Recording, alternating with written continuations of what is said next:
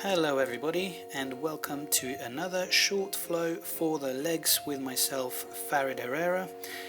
I'm going to be taking you through it. Let's get right into it. Start with your feet together and take 5 short pivots out to the side. You will then reach down to the floor with your hands and try to crouch down on one leg.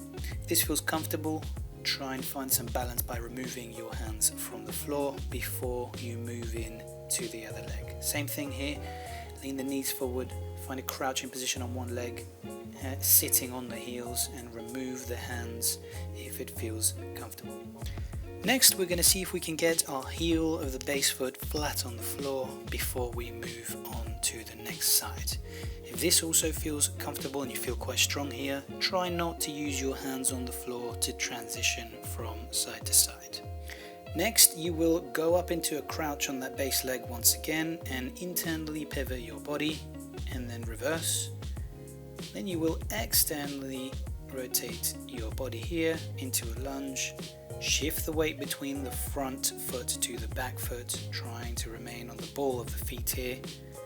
Reverse the motion back into your lunge and pivot back to center. From this position, you're going to lean back as much as you can, sit yourself down on the floor and go into a half 90 position. You can twist your spine here a little bit before you return. Swap sides into the lunge and repeat on the other side. Internal pivot, center. External pivot and shift the weight between the front foot to the back foot. Try and keep your hands off the floor here and keep your hips as low as you can while transitioning.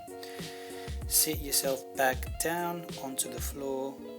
Internal rotation of the bent leg, twist your spine and reverse the movement. Come back to center, shift side to side, and that concludes our side lunge, low gate, pivot flow.